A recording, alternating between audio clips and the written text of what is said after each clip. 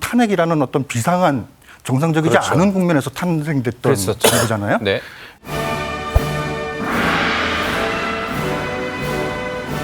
그 사이 정말 많은 일들이 있었죠. 지난 2년 6개월 동안 민심은 어떻게 움직였는지 분석해보는 시간을 준비했습니다. 자, 먼저 지난 지방선거 결과를 내가 다 맞췄다라고 우기는 윈지코리아의 박시영 대표님 모셨고요. 그리고 지난 총선 결과를 남들 다 틀렸을 때 나만 맞췄다라고 주장하는 한국리서치의 정한울 박사님 모셨습니다. 두 분 환영합니다. 어서 오십시오. 네, 반갑습니다. 네, 반갑습니다. 네. 이 예지력에 대한 부분 네. 지금 주장으로 저희가 지금 소개를 했는데 네. 저는 뭘 여의도에서 돗자리 깔아놨습니다. 총선, 지방선거, 대선 대충 다 맞췄습니다. 본인이 다 맞췄어요? 네. 왜냐하면 저는 공개적으로 하기 때문에 많은 분들이 알고 계시고. 증거가 다 있습니까? 그렇습니다. 지난 총선 우리 박사님만 맞췄다고 얘기하시던데. 그래서 뭐 다른 분들까지 제가 뭐 어떤 말씀하셨는지 잘 모르겠고요. 네. 저는 뭐 그냥 그때 이제 기사를 통해서 여소야대 국면일 수 있다. 네. 이제 그런 정도 구도에 대한 어떤 가능성, 생각과 좀 다른 가능성이 있다. 그런 말씀 정도 드렸었죠. 꼬리를 바로 내리네요. 두 분의 동의하에 한국갤럽에서 조사한 문재인 대통령의 지난 직무수행평가 그래프를 준비를 했습니다.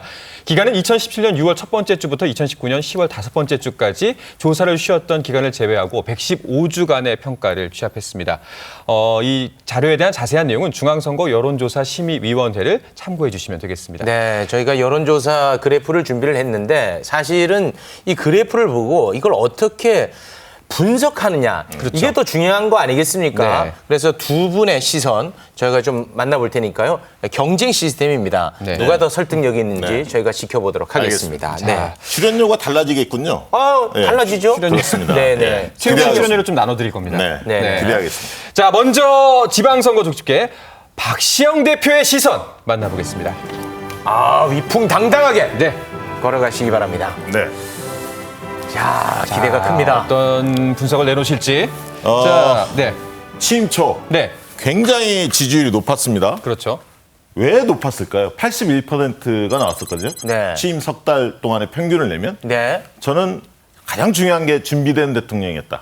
그런 면모를 유감없이 보였다. 왜냐하면 네. 인수위가 없었기 때문에 굉장히 많은 사람들이 걱정했습니다. 잘 굴러갈 수 있을까? 네. 그런데 인사도 양호했고 또 소통하는 노력을 보여주면서 따뜻한 면모를 많이 보여줬어요. 5.18 메시지 그리고 유가족을 껴안는 거 보훈 행사에 가서 애국에는 진보와 보수가 따로 없다. 이런 메시지를 남겼고요.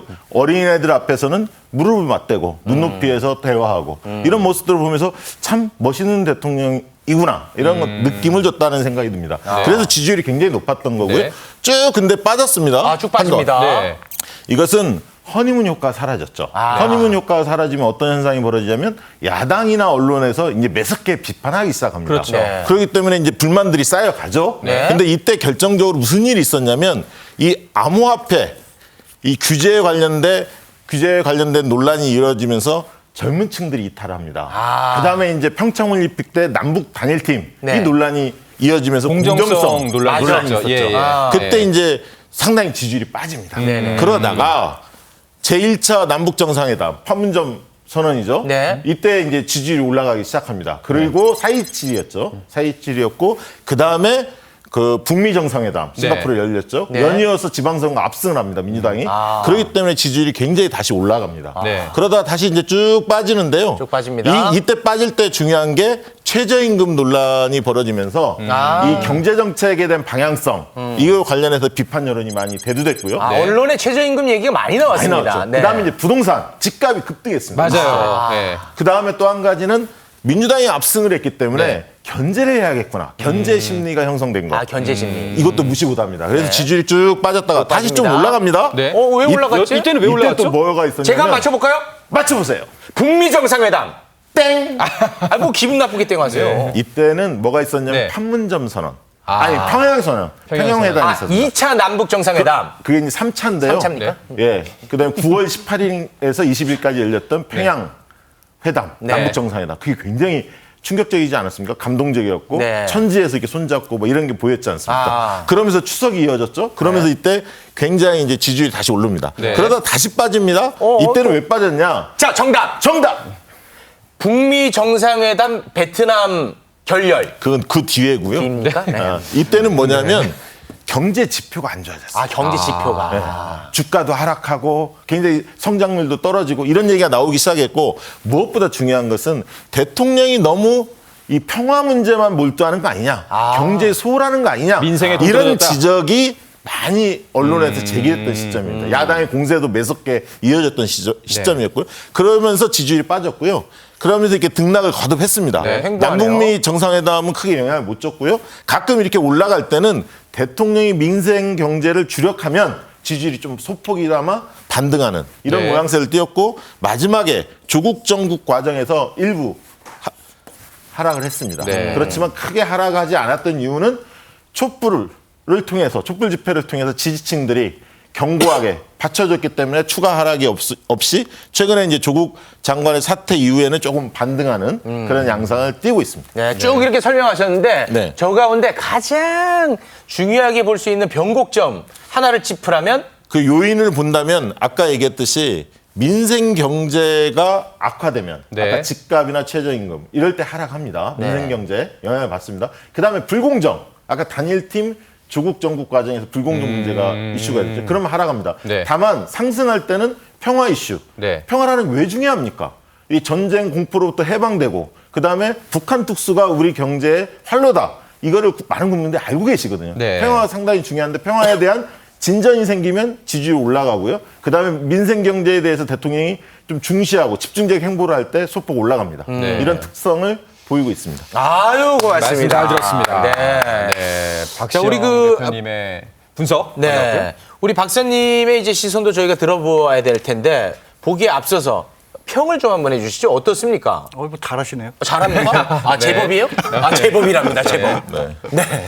자, 그럼 다음 바로 이어서 가도록 하겠습니다. 총선 족집게 정한울의 시선 만나보시죠. 네, 아, 이 모시겠습니다. 분장단 걸어가십니다.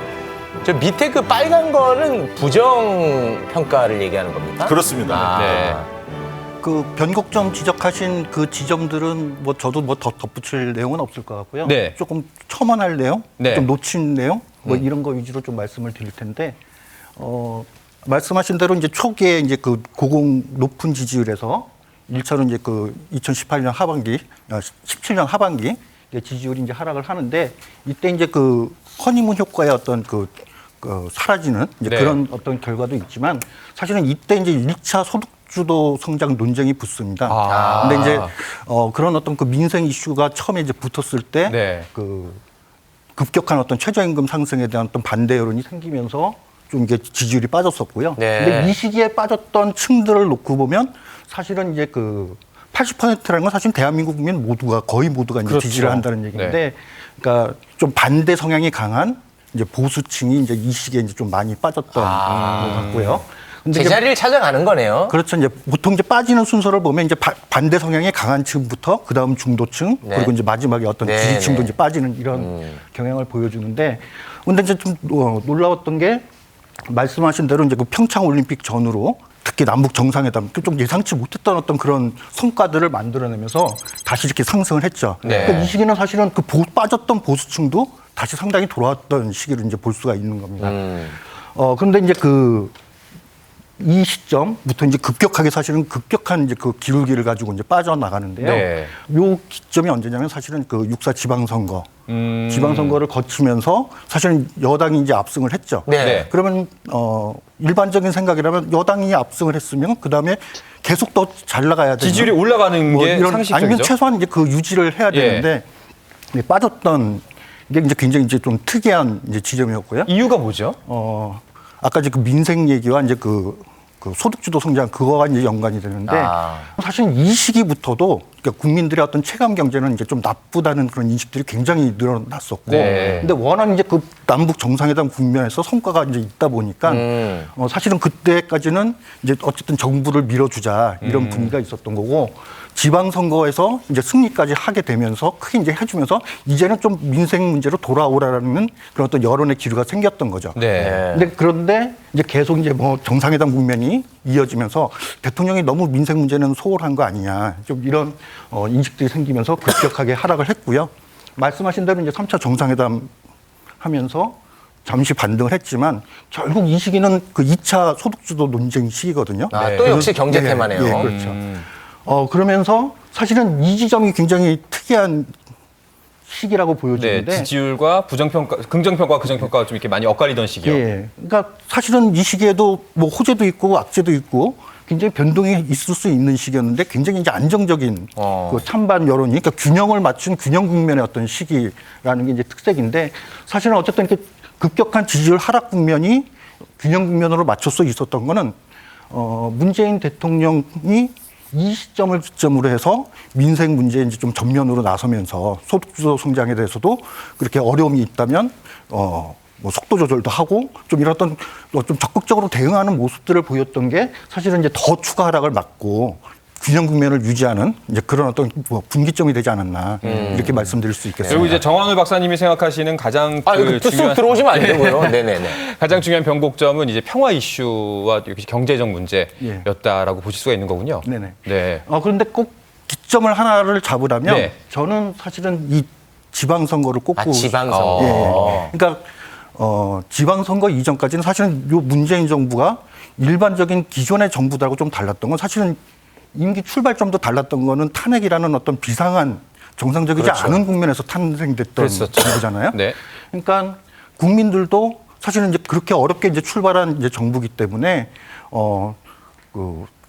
굉장히 이제 전폭적인 어떤 기대나 좀 밀어주는 네. 이런 분위기가 있었던 거고 그런 어떤 비상적인 어떤 국면이 뭔가 이제 그 여느 역대 정권과 마찬가지로 이제 좀 비판할 거 비판도 하고 네. 이제 그런 어떤 정상 국면으로 전환됐던 이 기점이 요 6.4 지방선거가 아니었나 이렇게 말씀드릴 수 있습니다. 고맙습니다. 잘 들었습니다. 자리 앉으시죠. 네. 고맙습니다. 지금 시점으로 봤을 때는 이제 긍부정이 거의 이제 비슷한 상황인데, 야, 이 댓글에서도 네. 여론이 네. 정확하게 또 반반으로 나눴습니다. 이 반반으로 좀 나뉩니다. 네. 아마 보게 되실 거예요. 괜찮아? 어차피 볼 거 하루라도 일찍 봐주세요. 좋아요. 한밤의 시사 토크 더 라이브. 어차피 보게 될 거 하루라도 일찍 보세요. 됐습니까? 고맙습니다. 네.